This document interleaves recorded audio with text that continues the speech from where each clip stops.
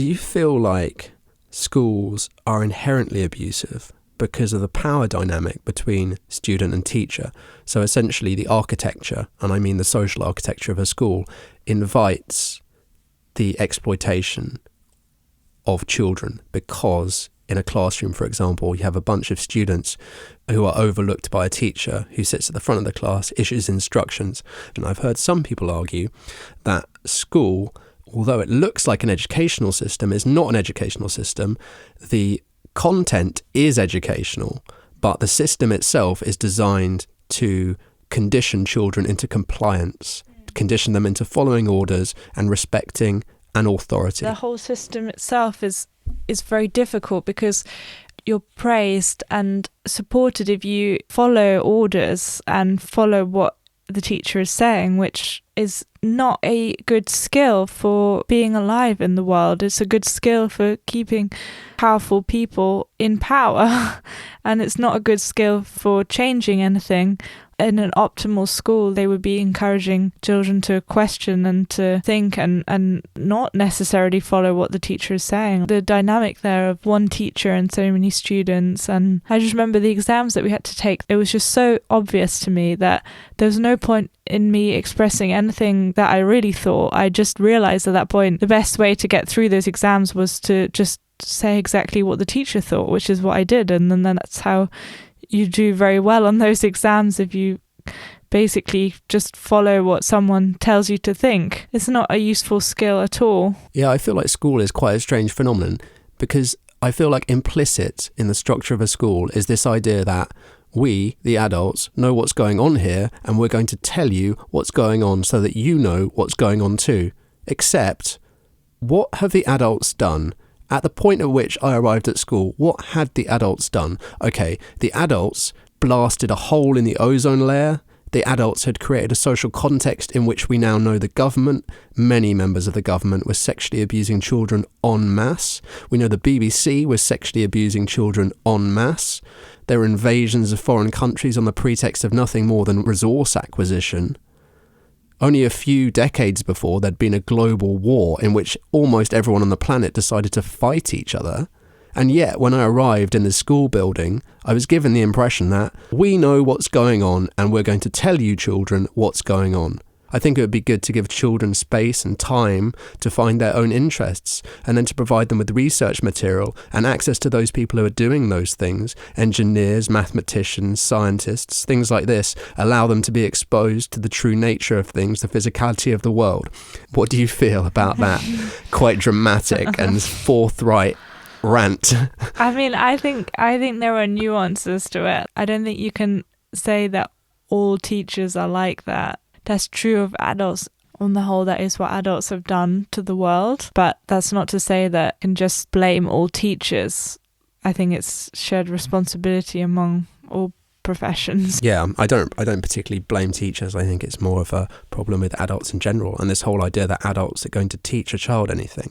I think children have so much to teach adults. But I'm just seeing how we do have a different opinion, because I have had positive teachers, and that makes a massive difference. The fact that I actually had teachers that cared. That's why I have a slightly different viewpoint, but I also do see these things are all interlinked, and I definitely would much prefer a free school system, and I definitely feel like children have so much to teach adults. Yeah, I would like to set up some schools where adults have to go in and then children tell them how they feel and what they feel is going on, because I think so many adults have become so locked into a fixed pattern of behaviour, so obsessed with money and power and these things, they've really completely lost the plot. I mean, obviously my view is rather more radical than the average person, but my view would be abolish the school system entirely and use the buildings as adult education centres where adults can come in and children can explain to them the situation that they face and the problems that they experience in this world. Because I think by the time most people have become an adult, they've become completely numbed to the reality that they live in. Everything that was difficult and abusive for them when they were children has become such a part of their everyday life, they don't recognise that it exists anymore, and they're trapped in a kind of weird fishbowl. I can talk a bit more about a very strange experience I had at school, which demonstrates the, I think, general stupidity of the school system, and that is that it generally teaches what's already happened, and it doesn't teach it very well. For example, at school, at the time I was at school, computers had only just begun to take off. People had only begun to get interested in them in a big way. They were quite new to the school system, and no one really knew what computing would become in the future. And I remember I was very interested in computers, and I spent a lot of time around computers. And this was at a point at which it wasn't obvious that computers would be the future of our world. In a sense, they would be at the very heart of every profession that we know. And I remember, for example, maybe I'll put this report on the website as well so people can read it. I remember I had this school report from, funnily enough, a religious instruction teacher who said something like, this child spends much too much time around computers and he should spend more time, I don't know, I guess it was something like reading the Bible or, something else, something useful. The implication was that somehow my interest in computers wasn't productive, that it was a distraction from schoolwork. And yet it was the very thing that would be the future of humanity. So I feel like my instinct was correct, and so many children's instinct must be correct. And yet they're told by these people who are essentially living in the past, who are dragging these ancient books out of the past and demanding that we apply them to the present, that these things aren't relevant. It also didn't help me that the computer teacher, who was called Mr. Anderson, was also sexually abusing me and other children. That was a massive fucking spanner in the works as well. But it also felt like, on top of that so many people felt like I was distracting myself with computers because they were just a toy. And that's the inherent madness of the school system. I can imagine today if a child gets interested in, I don't know what's coming up because I'm not sort of plugged into it as much as I was as a kid, but to say to a kid, oh, this field is distracting or this field won't have any value, that's absurd. Well, they do that all the time with the arts as well. I remember that I was completely put off art at school. I had a terrible art teacher. That was my worst subject when I was 14 to 16. I struggled so much with it because for me, art was really important to me. In art, I was communicating a lot about the abuse. I would draw things like a Russian doll that was crying. I remember drawing two girls who were divided, the divided self and how much pain and suffering I was going through. At one point, I spent 5 hours on a drawing that was important to me. And then I remember she gave me some critique saying, you should have done this another way, and then bursting into tears because it just felt like it was so important to me. But at the same time, I felt so frustrated with the subject because I wasn't able to express myself the way that I wanted. It was this weird point where, because I was still being abused so much and was not able to be aware of what was happening, I wasn't able to express myself in that way. And the teacher did not recognize or support me in that in any way, and in fact she completely hindered. Suddenly after this teacher, I stopped drawing for like 7 years. How old were you at the time that this art teacher critiqued your work? Between the ages of 14 and 16. Okay. It's kind of amazing, isn't it, the extent to which some of these teachers put down students or deter them from their paths. Music critics, and they don't really play anything or do anything. They just sit in rooms and type reviews, often quite acidic, acrid reviews of people's work, of their music. I kind of think there's a fair number of teachers who do that. I don't think it's fair to say all teachers. I did actually have one good teacher, a design teacher. But yeah, so many teachers were basically critics. I feel like so much of the education system is filled with theatre and music and art critics who basically just criticise everything a kid does, so that when they emerge from the other end of the system, they've got such an internal monologue of detrimental, angry, suppressive voices telling them this isn't good enough or this isn't quite right, that it's very hard for them to break free from all those negative messages. Yeah. At my primary school, I think I was about 8 years old, and I was in a recorder lesson, and I was told to leave the recorder lesson and not to come back because I didn't have any musical talent. And that had quite a big effect on me. Obviously now I'm a musician. I play a number of different instruments and have done professionally. And it's strange to think how many children's futures have been destroyed by one of these theatre critics in a school. Yeah, a bit strange to just base everything on this one test. It's a lot of that, like putting people into categories of how well they can do all the time. Yeah, I had another report, which I'll put up on the website in the show notes, from an English teacher. I was 11 years old at the time, And the English teacher in his report says that as a result of my approach to the subject, I'm playing a dangerous game. I was just thinking, I was 11 years old. I was playing a dangerous game. I don't think so. I think I was probably just exploring the world of language. I don't think... It really confuses me, the extent to which these teachers reacted to the work of their students as if they were art critics for the New York Times or something. I mean, I have problems with the art critics from the New York Times, but to sit in a school and start critiquing children as if they're Andy Warhol or Van Gogh or something, it's like, what are you doing? Why have you got to subject these children to such harsh criticism at a stage at which they should be exploring? If there's one stage in life at which they shouldn't be assessed, at which they shouldn't be critiqued, in which they should be given freedom to explore, it's then. Except what have we done? What has society done? It's decided this is the time at which we will critique you the most. This is the time at which we will assess you the most. We will examine you the most. Yeah. We will determine through a series of weird mechanical processes. I remember one teacher that I had for maths in particular, we used to have to read out our grades. And I remember once I got 8 out of 20 in some tests. And I remember the teacher just looking at me and asking me why, such a horrible way. And it was terrifying. I felt like I'd done something so wrong, you know? And there's so much blame put on you. We had one science teacher. She would say the answers to all the questions and then we would just copy it for our exam. She was just more interested, I guess, in that. Yeah, keeping this appearance of doing well than like teaching us anything. In exams at school, when the exam results came out, they'd put them on a big list on the wall and all the children would gather around and you'd see what place you were in the class.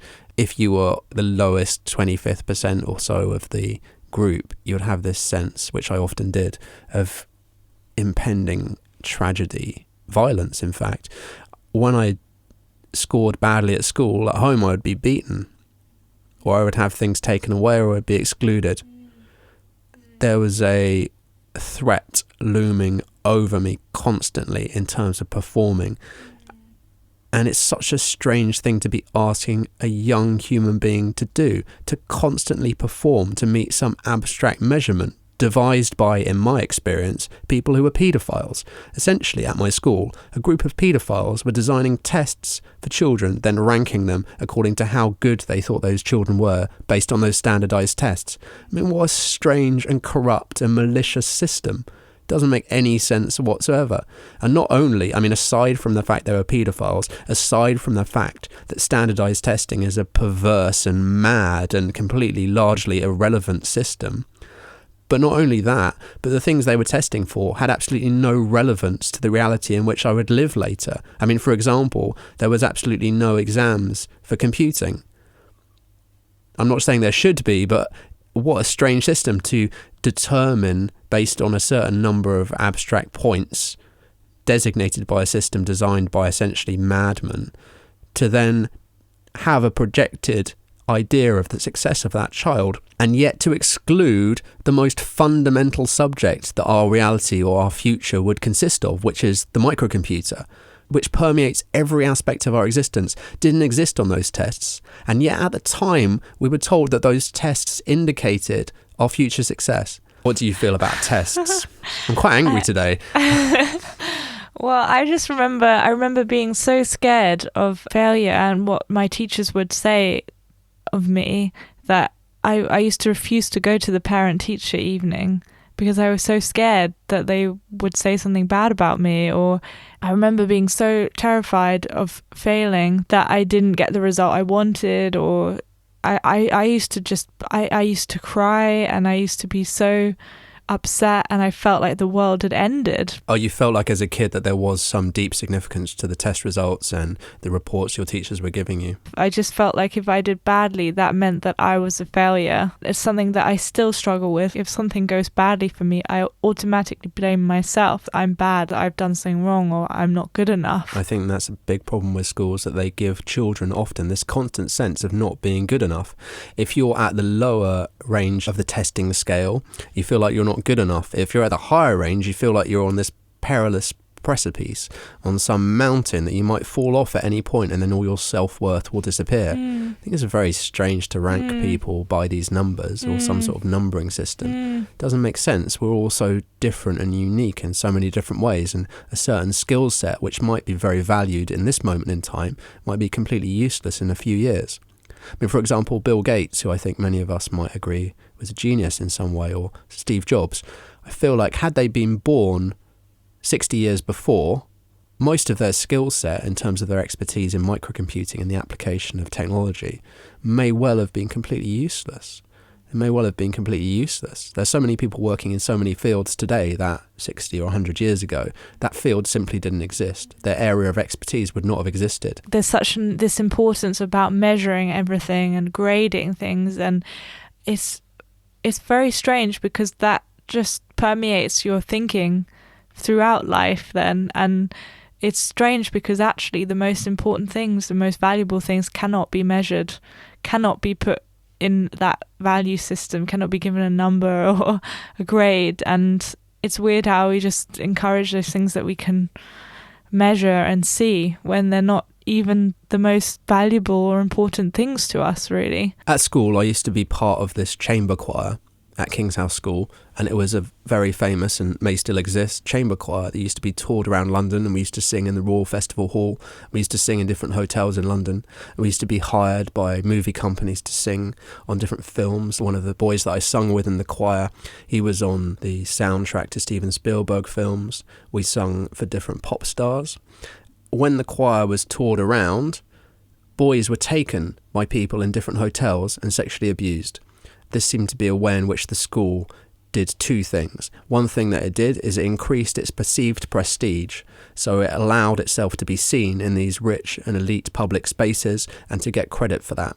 I never saw any money from that, so the school used to send choir boys out and they used to exploit them. They used to exploit our work effectively as child labour. They also supplied choir boys to Cliff Richard for his music videos and for his pop songs. In one song that was a Christmas song, interestingly enough, seasonal, and the lyrics to the Cliff Richard song were Christmas time, mistletoe and wine, children singing Christian rhyme. And many of the children from the choir I was in were sent to perform this both on the record and on Top of the Pops. So members of the King's House Chamber Choir were sent to Cliff Richard. I find this incredibly disturbing. I find this darkly, darkly disturbing.